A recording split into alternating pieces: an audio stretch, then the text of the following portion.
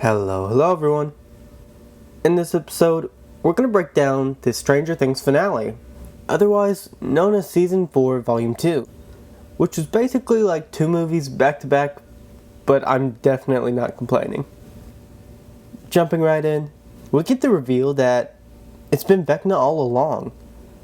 He's not only the 5-star general according to Dustin earlier this season, but he's also the controller of the Mind Flayer and controls basically everything else throughout the hive mind of the Upside Down.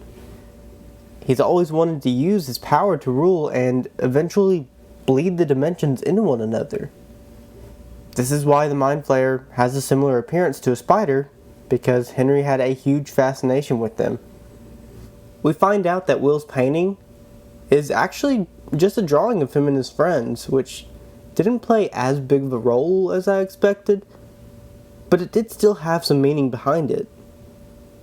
It's really important to note that, while not fully stated, deeming Mike as the heart of the team may have been hinting at how Will truly feels about Mike. Considering the heartfelt conversation Jonathan and Will had, as well as the scene of Will crying right after talking to Mike about this, he may have some feelings for Mike, or maybe just wants someone like Mike. Someone who likes different. A person that isn't the same as the rest, like Eleven and Will. At the end of the episode, Mike and Eleven hug, and the framing of the scene even includes Will standing in between the two, as if he wants to be a part of that relationship or just one similar. What seemed to be the red herring of the season, or maybe a potential clue to the next one, is how the therapist wears a clock necklace similar to the ones we've seen all season. We talked about it in the last breakdown and theorized how it could come into play in these final two episodes, but it never did. Lucas brought her up in the final episode, but still not much happened with her character, which leads me to believe that she may have a bigger role of some kind next season. Like maybe she is another set of eyes for Vecna, or is under his influence, considering her job does actually line up with finding the same kind of kids that Vecna goes after. One of the coolest details that was paid off is how Eddie actually has a tattoo of bats on his forearm, foreshadowing his ultimate demise against the Demi-Bats. Honestly, I wouldn't be surprised if he came back though, since his body is in the Upside Down and we don't exactly know what could happen to it. I feel like his character was so well loved and received by many fans as well, so even if he doesn't come back for real, I don't doubt that we could see him in a flashback scene or something along those lines. I can't tell you how many other funny details this show has in the background, and I don't recall the exact scene, but one of them with Mary made me laugh and I had to rewind it like twice once I caught it. I think it was when they were escaping the prison and they were crawling out of the manhole. If it's what I'm thinking, it was like nobody helped the poor guy as he struggled to get out, or at least it was something along those lines, and it was just way too funny. This season, Murray has definitely been one of the best comedic reliefs. Another random thing that was in the school's gymnasia is in the background a banner reads the word juniors on it. But for some reason the N was backwards on it. It had no importance, but it was just funny and I had to pause and make sure I saw it right. Now the fourth season has clearly taken inspiration from numerous horror films, mainly ones like Nightmare on Elm Street and the Halloween films. Among these things, the Michael Myers mask Eddie borrows is actually the same one from Season 2 when Max wore it for Halloween. One of the things I enjoyed probably the most about this finale is that almost everyone got their own little heroic moment. I'm a sucker for all of the slow motion, music blaring scenes that are, super dramatic, and obviously without those things would probably be just as awkward as Eleven screaming in front of the entire school.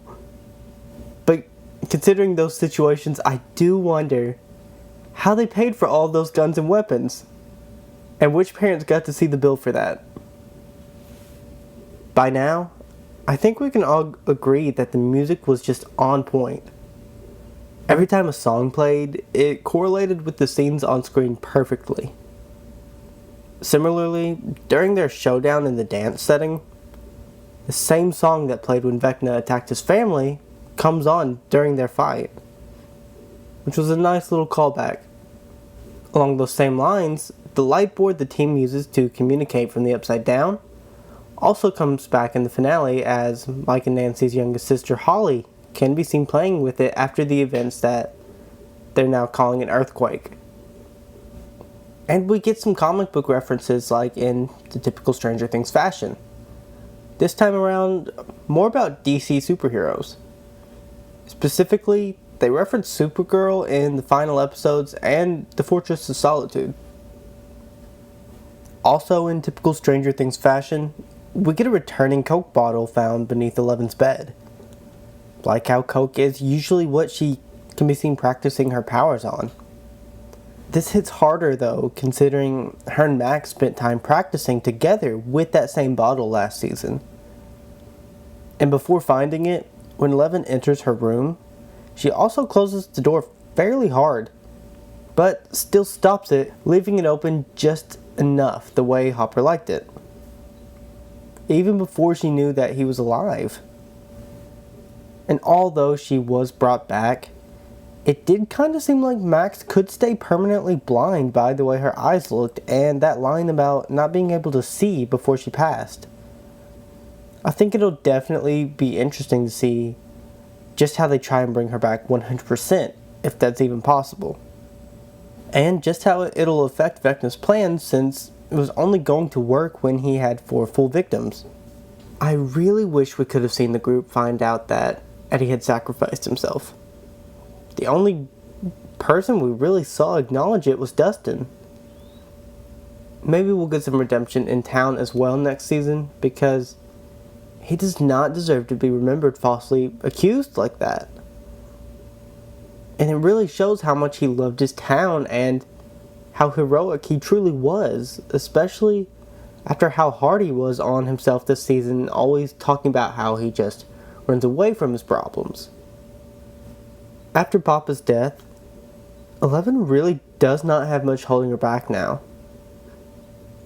Plus, having the emotional support of her friends and family being reunited could be the perfect push for her to get a whole new level with her powers and defeat Vecna once and for all. You may even get help from number 8 that hasn't been touched upon since season 2 and any other survivors.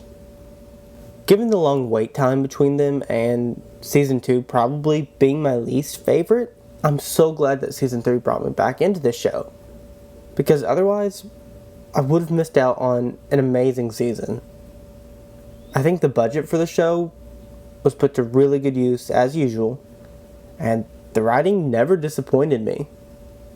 The show has so much to unpack, especially with the expanding friend group, but they still managed to give most of the characters important roles throughout, while also setting up an epic conclusion in season 5.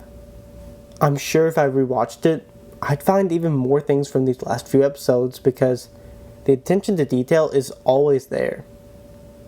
I really hope once the show ends, Netflix will know how to get another banger rolling out soon after.